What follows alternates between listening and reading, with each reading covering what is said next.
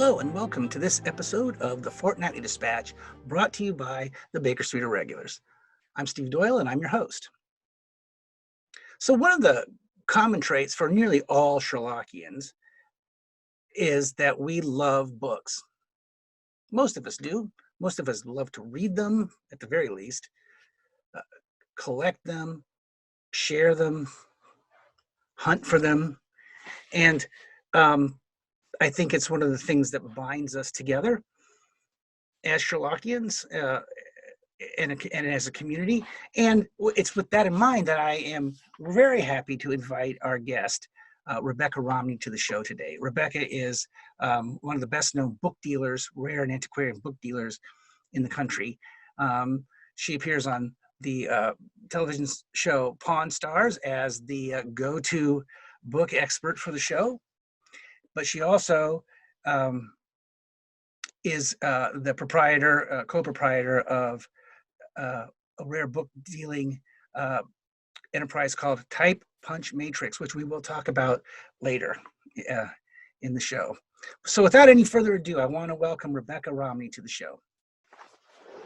Hey, Rebecca, welcome to the show. I'm very happy to have you here today. This is a real treat to have you in our podcast today. I am happy to be here. I'm looking forward to the discussion. I'm excited to talk to you because so many of us, including myself, love books. I mean, grew up with them, kind of crazy about them sometimes, and so it's always a treat to speak to somebody who knows books, and so that's great. But tell me, I always like to start this way though. Tell our audience where you're coming to us from today. Okay, so I am in my home. I live in the Washington, D.C. area now. So I am, yes, speaking, I am broadcasting from the East Coast in my home. A lot of people still think I live in Las Vegas because of my appearances on Pawn Stars. I do not, but I did start there, and that's why. Great. Now, so I want to talk to you about your own personal interests in books. Were you kind of a book nerd when you were a kid, like I was? I mean, I remember just, scrounging up change to go buy paperbacks when I was like 10 years old. Were you always kind of passionate about books even as a child? So I was, but that was not something I found distinctive or remarkable because I came from a bookish family. I come from a family of scientists who are also incredibly heavy readers. And I would regularly just steal books from my mom's shelf, from my dad's shelf, from my older brother's shelves. And we would all, as a family, have discussions about books that we all read that were the same. We were big science fiction and fantasy readers in particular. And so we'd all read like the same series, Robert Jordan or something, and we'd talk about characters or Isaac Asimov, whatever. And so, yes, I was a heavy reader, but I did not consider that special or unusual, and I still actually don't think it's very special or unusual. I mean, part of it is the bias of my profession, but there are a lot of people who love books. And I feel like most of my job is enabling that love and saying, like, own it. There are a lot of people like you. This is a big subculture, and it may not get as much attention as some other sort of subcultures of our current moment, but there are a lot of people who love books, as you said in opening this. And so to me, I feel like it feels special because it's so personal. But one of the things I love about my career is that this is not just me. A lot of people feel this way. And so I can connect with other people when I'm really excited about a book, or when I see someone else really excited about a book. I love sharing that feeling with them. And that's a huge part of what has driven my career. That last comment is really resonates with me. I can't tell you how many times somebody else's excitement for something has sort of, even if I don't end up being interested in it myself, I'm drawn to their passion for it. And Yes. that is very exciting. There's something really kind of magical about that, I think. That is like one of the things I love the most. I mean, obviously I'm, a rare book dealer. I love handling the material. It's very exciting to find things. It is just lovely having this be part of my daily life. But, the thing that really drives me is how much I enjoy watching other people get joy out of these things. Right, right. And even though it may not be a personal area of personal interest to you as far as the subject matter, for me, sometimes just the intrinsic nature of the thing, whatever book, some kind of ephemera or something, is just like, wow, this is really great. This is so Yeah. exciting, Yeah. particularly if you're speaking with somebody who is kind of into it. And I don't know, that's really true. I find that really interesting, and I would imagine that you probably have that experience all the time with your shop. Yes, yes. And in fact, I have it just as a regular experience because people who collect books tend to be drawn that way. So I interact with them anyway when they're buying material from me.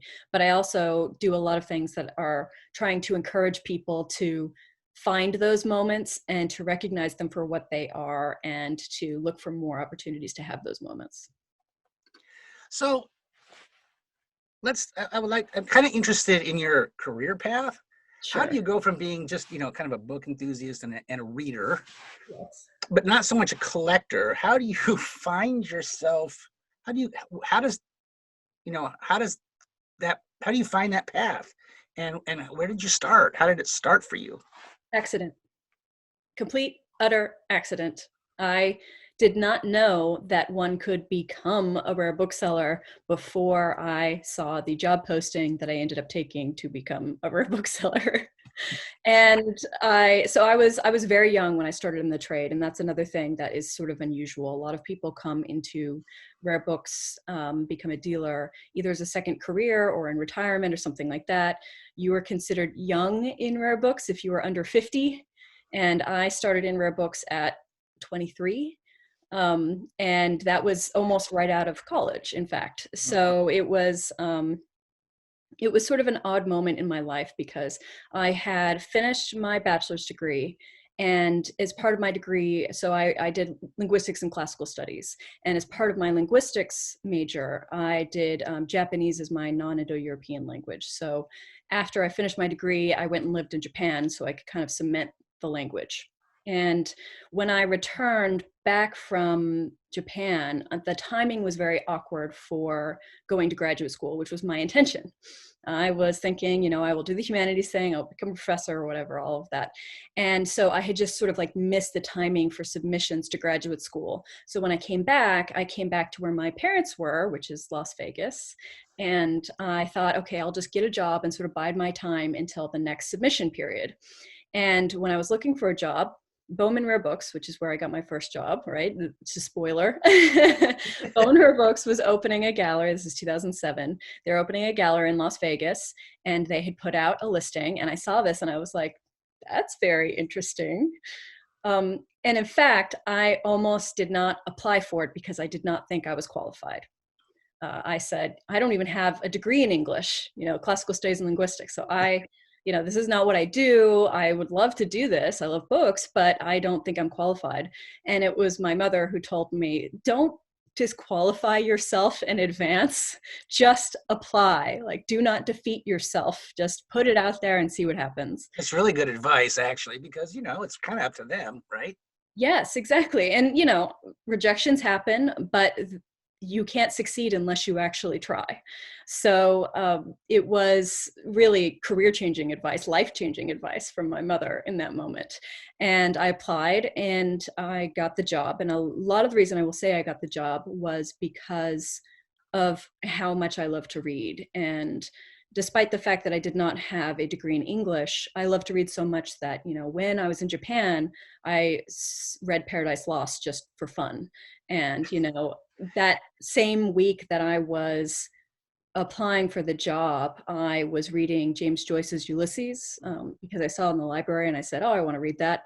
So while I was being quizzed on Ulysses during an interview, I literally had the book in my bag. And so there were a lot of like serendipitous Did they things see like it? that. It's like, oh, No, look. no, but it was great because I had to like, do an essay on why it was important. And I had literally just read the introduction that explained, the whole publishing history of Ulysses like the day before. So I sounded super See, smart. it's serendipity. It's kind of, you were kind of. That's what I mean. So luck, there was privilege involved. I was living with my parents at the time. And if I hadn't had, my parents there to support me, I wouldn't have ended up in that position.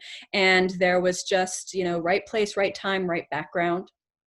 And truly, before that moment, I did not know this was a thing.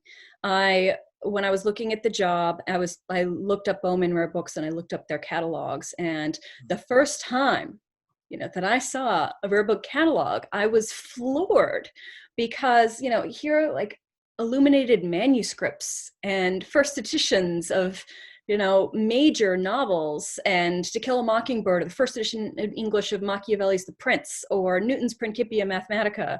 And I remember thinking, like, I naively, I just thought all of these were in museums. I didn't know that you could own these. I didn't know that you could be Right. part of this. And the other thing too was that there were plenty of books in the catalog that were not in astronomical price ranges. There were actually things that someone like me, if I wanted to save up for a couple months, I could get if it was something that really meant something to me.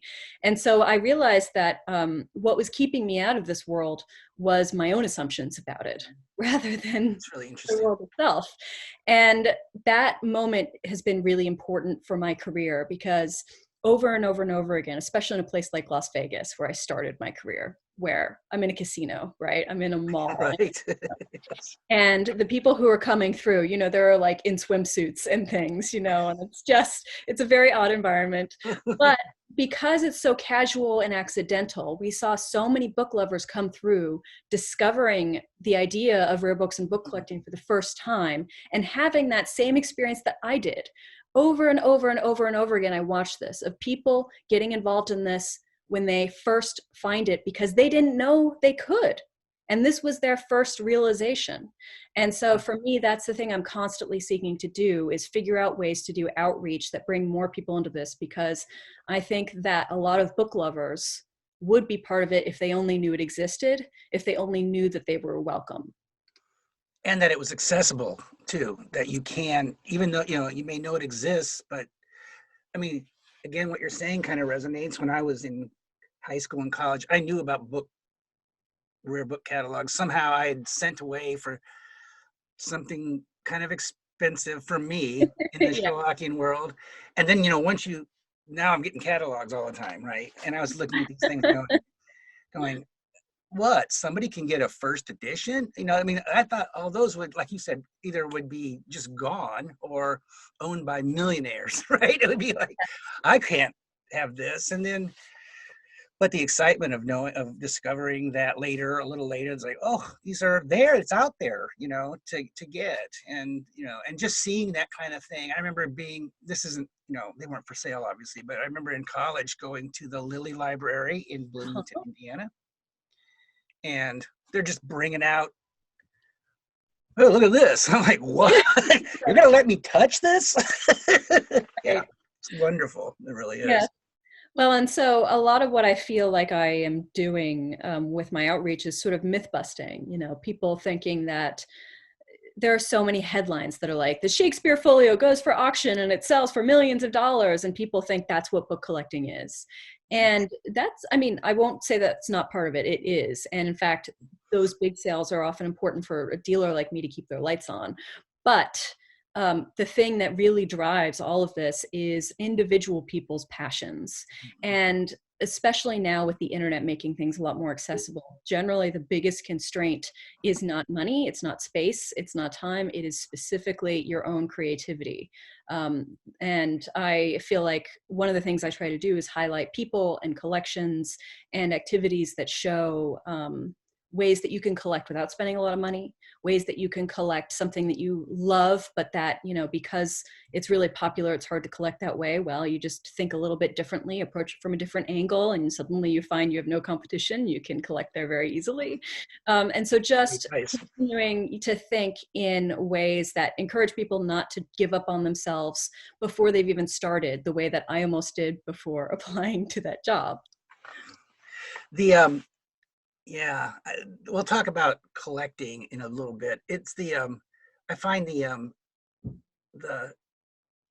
when you do start finding things, how thrilling it is sometimes to just to just have it and just know that you're sort of the curator of it for the for as long as you want to keep it. That is so exciting.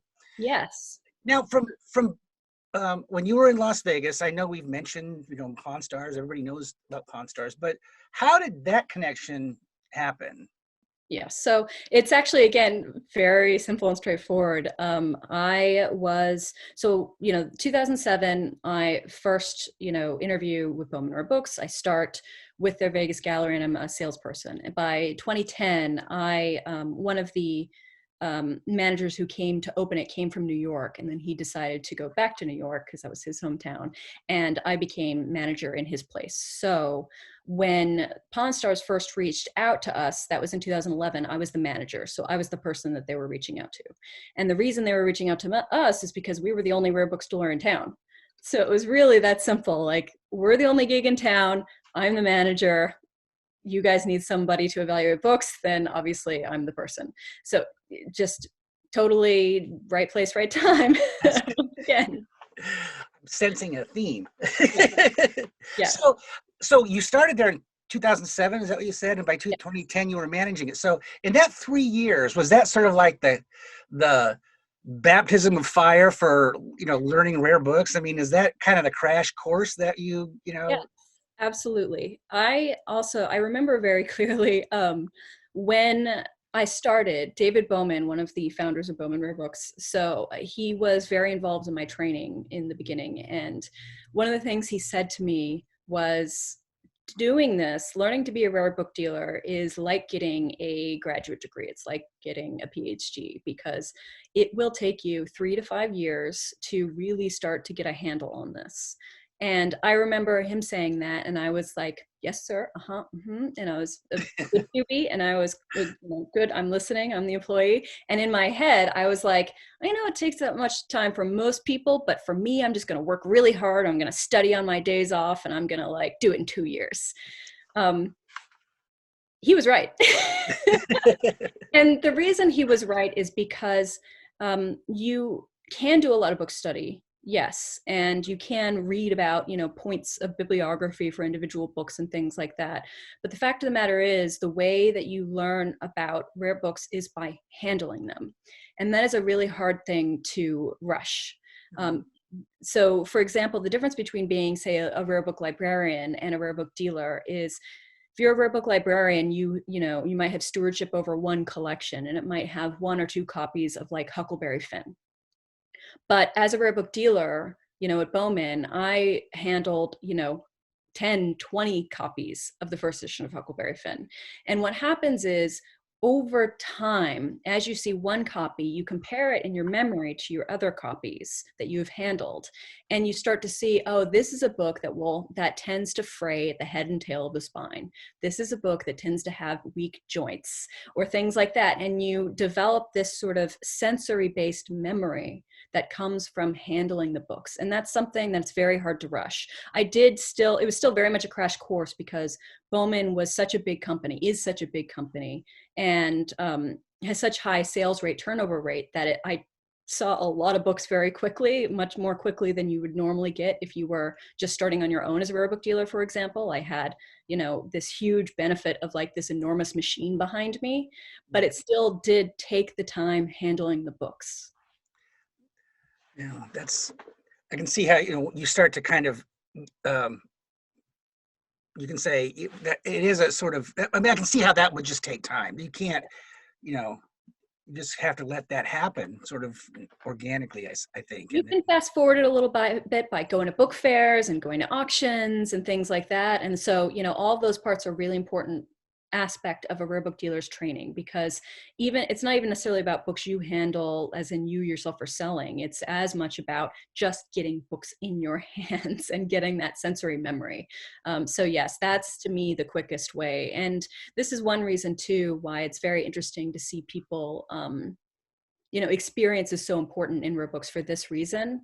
And so a lot of people look at someone like me and they read me as young, and I, certainly in the rare book world I am, but they equate that with lack of experience sometimes because they assume that I haven't had the time to have those sensory memories develop, when in fact, because I was a Bowman, I got everything. I sold multiple Shakespeare folios while I was at Bowman. I sold 2 by the time I was 30, and so that was a very unusual situation to be in. And it was a particular kind of training that I'm very grateful for, and I'll always feel was a huge privilege to have started that way with Bowman. It's kind of an amazing story, actually, kind of very unique, I think. So let me ask you a question. I want to get to Honey and Wax and Type Punch Matrix here in a minute, but have you found, in the old days you would go to book fairs, because you mentioned going to book fairs, and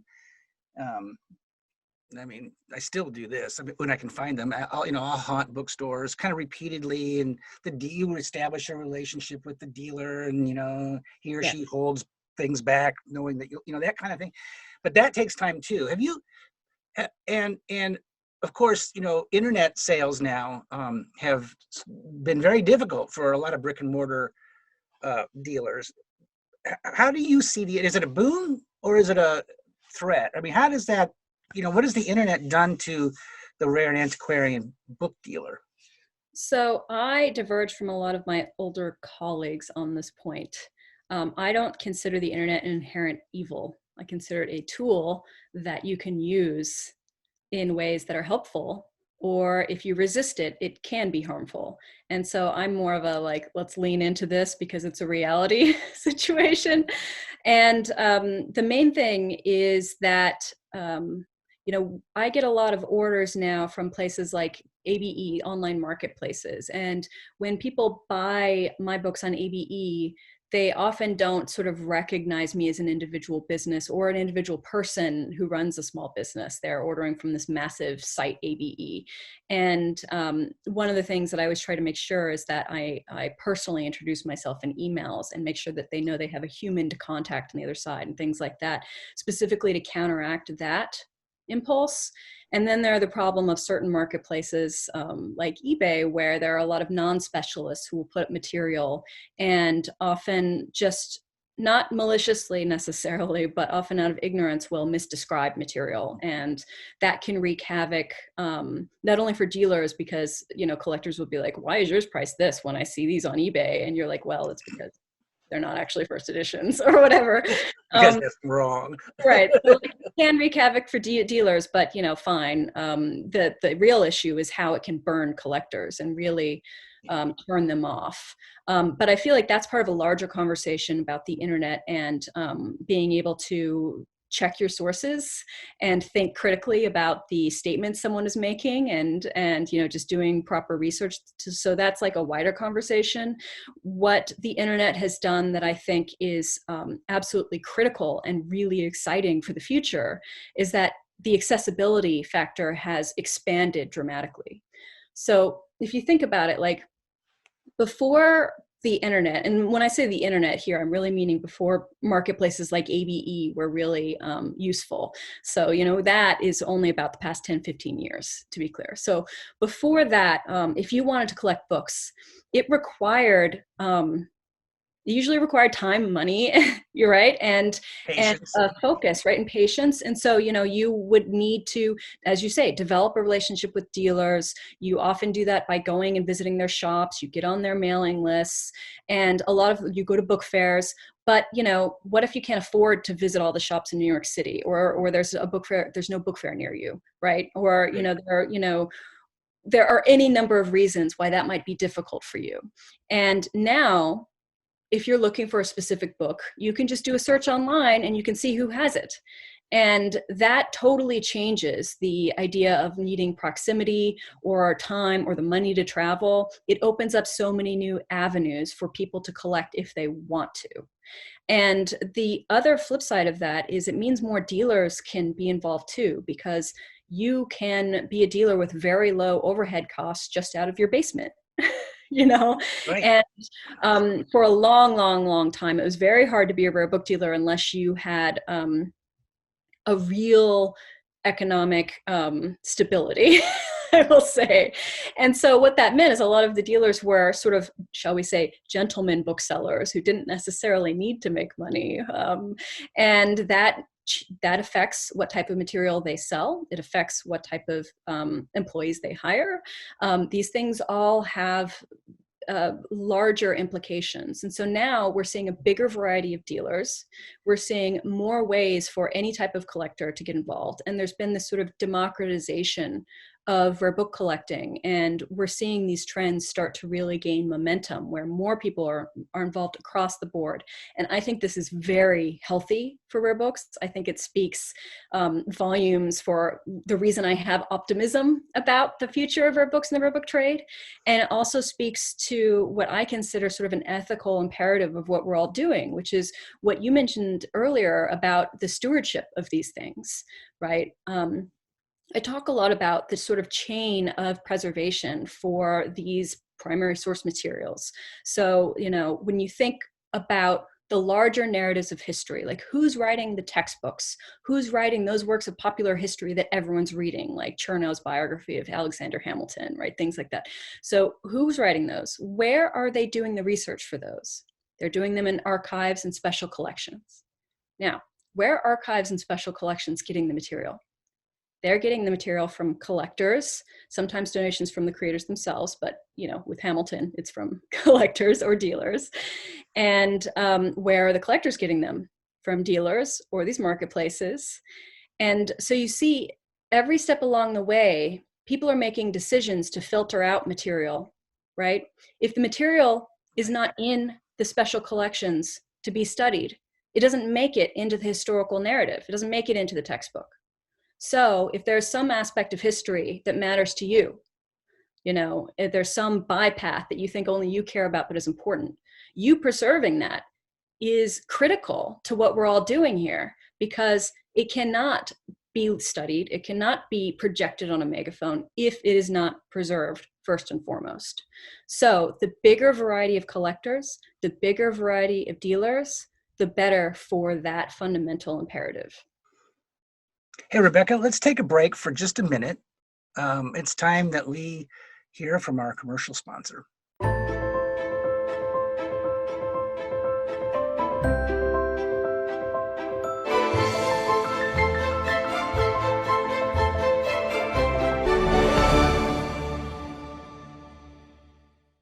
Okay, we're back. So people collect weird things sometimes, you know, Yeah. or in very weird areas. And, Now, or people are weird, and that's great. I know it is. It's great. And you know, one of the weirdest guys I ever book guys I ever knew was a guy who was all about like a very narrow period of time for science fiction pulp paperback stuff, you know, like 66 to like 78. It's like I don't know what's that about, but you know, and he was like, oh, look at this Conan the Barbarian paperback, you know, it's just, and but he knew all about it. I mean, it was a thing, you know, and you know, he would haunt garage sales and stuff, and you know, get a box of these things, and he'd just be, you know, and at first I was like, okay, that's whatever, but then I kind of got it, you know. I don't know what it was about it, but you know, it was so I kind of love that about collecting, you know, that it can be completely personal, you know. Yes, I love it when people get super involved because, you know, oftentimes it is about the hunt. You know, once the book's on your shelf, some people they're less excited about it once they have it than they are, you know, when they're actually searching for it when they first find it. You know, which again is fine, because if you know, don't want to keep it, you can get it back out into the wild and someone else can have their moment of, yes, I've been looking for this, or you can donate it to a library, right? And they can have it for study. You know, it's like a win-win. but the process is like the journey is so much of the point. And I think a big reason for that is because collecting is essentially a 3D exploration of the topic you're interested in, right? Say if you're interested in a particular era of history, or you say with your acquaintance who liked science fiction from a very specific format and a very specific era, what it does is like if you're obsessed with that particular thing, it allows you to explore it in ways that you really can't otherwise. You know, you get those pulps in your hand and you see ads that you wouldn't get when you read these same pulp stories that have been anthologized in a later collection, for example. Right. Cover designs, editorial decisions that change, you know, depending on when the stories get republished. All those types of things you really learn through the act of handling those primary sources. Yeah, it's endlessly fascinating, really, when you know. And then I think about my own peculiar obsessions, and it's like, you know, who am I to throw the first stone? I mean, we're all here, right? Embrace your weird. That I am very, as you have heard me say, I am an eccentricity enabler, and I think that everyone should embrace whatever makes them happy. And if that's eccentric, then more power to you. Do not worry about what other people think if it makes you happy. I agree. So I just want to quickly kind of move. Now you left Bowman's and you co-founded. I think you were a co-founder of Honey and Wax. No, so the way it worked was Honey and Wax was originally founded by Heather O'Donnell, who was a colleague of mine at Bowman. Okay. And she left Bowman a couple years before I did. I was in Las Vegas, and then I moved to Philadelphia for Bowman, and I was managing their operations in Philly first before leaving. And so that's what I was doing. She was off founding her business. And then when I left, Heather and I started having conversations about doing something together. And I was still in Philly at the time, so Honey and Wax is based in New York. And one of the reasons it worked out so well was because we had always worked long distance together. When she and I worked together, I was in Las Vegas and she was in New York. And so this was something that we were already very comfortable with, and we had a lot of the same goals about what we wanted to see accomplished in the rare book trade. And we were just very sort of philosophically in agreement about a lot of things. So what I did is I came on as a principal at Honey and Wax. And the year after I came on, we co-founded together, Heather and I, the book collecting prize, Honey and Wax Prize. And this was a prize that we founded for women book collectors in the United States age 30 and younger. And we did this as a sort of incentive to encourage younger collectors, encourage women collectors, and specifically to showcase and celebrate these collections that were already in existence, because we had experienced, Heather and I, as two women in rare books, we experienced a lot of people arguing that women didn't collect, which is like so hilariously wrong. And so in some ways we were like, we will show you that you were wrong. And so, you know, it was sort of combination of wanting to counter that narrative and encourage the type of collecting that we wanted to see moving forward. And so a lot of the prize winners, we're in our 5th year now, and a lot of the prize winners are collecting in ways that are really unusual, or that in fact have challenged our ideas of what collecting can be. And that has been like a really amazing evolution. And it's been a big part of my thinking moving forward about, you know, as I said, book collecting isn't usually what most people think it is. Right. It's really cool. And then now so is Tight Punch Matrix. Tell us about this. Yes. Adventure. So as I mentioned, I was in Philadelphia, and Honey and Wax is based in New York. And so at that time, that was fine, because I would go up to New York once a week and go for the day. And from Philly, you can do that. So it wasn't a big deal. I would go once a week and I'd work the rest of the week at home. But then for personal reasons, I moved down to DC. And at that point, the commute was very difficult. Longer. Yeah, so I did that for a bit, and it was much harder. And then around that same time, I had a collector I'd been working with for a long time who decided that he wanted to sell his collection. And it was this enormous high spots collection. And it was not something that was really the type of thing that Honey and Wax does. And so, Heather and I had a number of conversations about this. And in the process, we ended up saying, okay, well, this isn't going to fit what Honey and Wax does. This commute is really hard. So let's continue to work together professionally. But, I'm going off to now found my own company. And I will say, I did co-found it. I am by temperament a collaborator.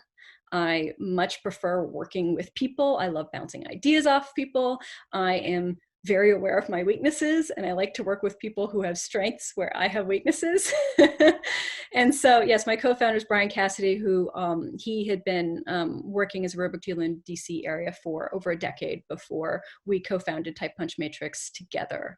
And it was meant by design to be a generalist rare book firm that pushed a lot of what I've already been telling you, which is outreach, accessibility, inclusivity, and really focusing on enthusiasm.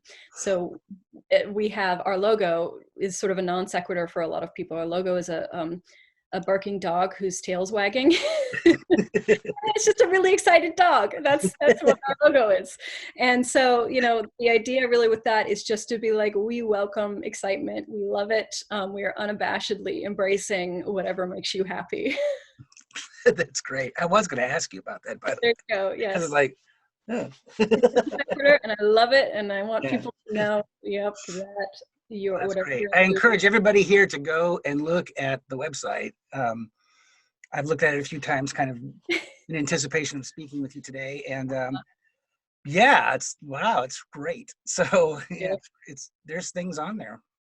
There's things on there for you Sherlockians too. So. Yes, I do find it's funny, the Sherlockian material that I get. I mean, I do first editions of the canonical works, of course, but then I also try to find things that I, as a Sherlockian, am really interested in, either unusual pastiches or books that are somehow related to the context in which Doyle was writing. And so those things, I think, those tend to go pretty fast because Sherlockians are very hungry collectors. Yes, we are always on the case, so to speak. Well, let's talk about Sherlock Holmes a bit. I know when we started talking at the beginning of this show, you mentioned that you have a special interest in science fiction and genre literature. Yes. Is that how you found Sherlock Holmes? Yes. So I science fiction, fantasy, mystery, romance. I love genre fiction. I mean, obviously, as you know, I read plenty of high fiction, fancy stuff too. But Paradise Lost. I've done that, and I love that too. Don't get me wrong. I will, have those conversations. But I really, when I read for fun, I read genre fiction of one kind or another. And Sherlock Holmes fit very much into my happy place and always have. But I will say, if we're talking about Sherlock Holmes or our connection, Sherlockian societies, what drew me to that was, yes, Sherlock Holmes, I love Sherlock Holmes, but specifically the thing we mentioned before, which is the human connection of two people who love a book. That is, to me, what Sherlockian societies are celebrating. And that is the thing that I seek out pretty much above all else in my sort of friendships and society. And so to me, as soon as I started getting involved, I was like, oh yeah, these are my people. Isn't that it's really true. You think, oh, I love Sherlock Holmes, so I'll join a Sherlock Holmes society. But almost immediately, you start to have this kind of tribal connection. It's this, we all have the same kind of, we all get drunk on it, right? Just this, it's the community, it's the mutual, it's that, what you were just saying, that's the glue, I think. Yes. The connection is, to me, and the thing is too, people who are Sherlockians tend to have really wide-ranging tastes. This is the same, by the way, for romance readers. People think romance readers only read romance, and in fact, they read voraciously across genres. And that's my experience with Sherlock Holmes people, where really, you can talk about just about anything in a Sherlockian society, and there's going to be someone who's like, oh, I will talk to you about that. Copyright law is something I've had conversations about. Gibbon's Decline and Fall of the Roman Empire, like Pauline Hopkins' Contending Forces, like whatever. I at a Sherlock Holmes meeting, I have had these conversations. I know what you mean. I've always found that, well, I contend that my Sherlockian life was really my real education, because it's kind of it can act, the community, the Sherlockian world can act as a gateway to just about anything. And mostly it's because of the people that you are connecting with, throughout the whole universe there. It's kind of amazing. I think that's what we're all missing the most too right now in this time. It's hard, but I do think that, and in my experiences, I mean, there are always some difficult people, but by and large, I always felt very welcomed in Sherlockian societies, which is no small thing. And it's something that I think about how big of a difference that can make. So it's another aspect of, when I'm in a Sherlockian meeting and there's someone new, I do try to pass along the welcome that I got and be warm and inviting and conversational, because the human connection and the friendships made to me are the most valuable thing. And I feel like if someone's showing up here, they're already my type of person.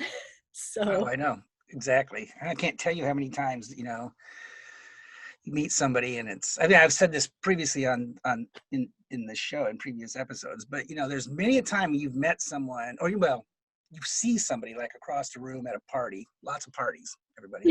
You meet somebody across the room and you go, there's that moment where you go, I'm going to end up being friends with that person. You just know it. It's just a thing, it's inevitable. And because you can tell this is one of my people. It doesn't, and it's true, I have a very different background from a lot of people that are Sherlockians, and it's really, those differences can actually become fun and interesting with the baseline of our shared joy in the material of Sherlock Holmes. And so that's another aspect of it I really enjoy, is that there's variation with a sort of fundamental respect and fundamental appreciation of the other person. Speaking about just collecting Sherlock Holmes material, is it much different than other? I mean, I just don't know. I mean, I collect a few other things, but not to the degree that I do Sherlock Holmes. Are other areas of collecting as varied and multifaceted as Sherlock Holmes collecting seems to be? There are some. It really depends. There are some authors or series or characters that this is not the case for. But the first that comes to mind for me is Jane Austen. So, there are Janeites just like there are Sherlockians, and these are huge societies, and, they do big events and conferences, and the variety of materials related to Jane Austen you can collect is quite impressive. You see the same things with Shakespeare or with the Bronte sisters. So there are some other ways that you can really go deep, as it were, and there are accompanying societies. There's even a society for, for Johnsonians who are into Samuel Johnson, who wrote the English dictionary, the massive one in 1755. So these other things do exist, and people do get obsessive, but it's just sort of, it's a question of your particular type of weird and obsessive. Always kind of comes down to that, doesn't it? It's like, yes, this is my weird, and I'm owning it. So yes. Well, Rebecca, we're getting close to the end of our time. This has gone so fast. It's been so great. I just want to ask you one or two other questions. So first of all, you wrote a book that was published. It was in 2017. 2016, but yes. 2016. Printer's Error: Irreverent Stories from Book History. You all can see a picture of it right now. That's with J.P. Romney, as you see. I'm a collaborator. It's a great book. I remember hearing you on your book tour, or you came to the Lily and spoke about it, and it was It was really interesting. Tell us a little bit about what the book is. Sure. So, Printer's Error was meant to focus on the very flawed humans behind great works of um, book history, essentially. And the idea behind that is the same thing I keep hitting here with modern collecting, which is that, to me, the fundamental reason for engagement is the human stories. And one of the examples in the book is a chapter on Shakespeare that's actually all about how we have turned Shakespeare into sort of a marble bust version of himself rather than the sort of flesh and blood man that he was, who made mistakes, made errors, and the famous example with Shakespeare is what they call the Bad Hamlet, which is a version of Hamlet that is shorter and has, shall we say, less felicitous phrasing in certain famous things, like the soliloquy of "to be or not to be is to be or not to be, aye, that's the point." Doesn't quite have the same. No, and many Shakespearean scholars did not like it for a long time because it did not fit their idea of Shakespeare. So there are a lot of stories in there that are meant to remind us that these were real people and they had real problems in their lives, or sometimes they were real jerks. And, to me, that makes it feel a lot more immediate. And so my hope with the book like Printer's Error, which is very cheeky, we curse in it, FYI. We make pop culture references. We were really hoping with both the tone and approach to invite people in who look at book history and immediately think that sounds incredibly boring, and to say, actually, it's just like any drama we have today. So true, and really, it was a really fun read, and so look it up, people. Get a copy. It's great. If you love books, who doesn't love to read about books and authors? And it's wonderful. So one last question, and before we conclude. So, where do you see the future of collecting? And are we there, or is there something coming? Is it evolving in a way? Do you have any ideas about where things might be headed? I think that I mentioned earlier the sort of democratization that I see happening both on the dealer side and the collector side. I think that's going to continue to happen. And I think what that means is we're going to continue to see collections develop that are really unlike ones that we have seen in the past that were considered the great collections. Like the Lilly Library is a great example, or the Huntington Library, or J.P. Morgan's library. These are tremendous resources that were often based in a single person's collection and their particular approach and philosophy to collecting. And in the future, we're going to have more collectors who do that, but in an entirely new and different way. And I am very excited to see what these people come up with, and I want to help them do it. So to me, I am incredibly optimistic. I am always trying to be not only welcoming, but being available, because a lot of book collecting can feel a little intimidating with specialized vocabulary and its grumpy characters. So I try to be available if people have questions and provide those resources, because someone's going to email me who ends up creating an amazing collection that I would never have thought of that is going to make an impact. That's so interesting. Well, I want to say thank you. This has been great today, and I always like to talk to people about books. I'm going to go book shopping this afternoon, as a matter of fact. So,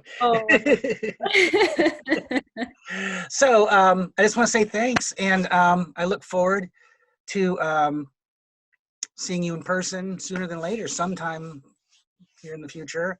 And I'm just encouraging everybody to go check out Type Punch Matrix website. There's a lot of wonderful books there, and something for everybody. Yes. And yeah. Thank you, Rebecca. Thank you. It's been great. It's been fun. And thanks for being on the show. My pleasure. And that's it for this episode of the Fortnightly Dispatch, brought to you by the Baker Street Irregulars. That was really fun. I want to encourage you all to look up Rebecca's book. I'll just say it again. The book Printer's Error, Irreverent Stories from Book History. It is really quite wonderful. And go and check out the website. type punch matrix and shop for books. I also want to say thanks again for all the kind feedback and comments that you've been sending us. Always very, very gratefully received. So that's it. I'm going to sign off by saying I hope you're all safe, and I look forward to seeing you again on the next episode. We have a new guest coming that will be you will not want to miss. So until then, take care, and I'll see you then.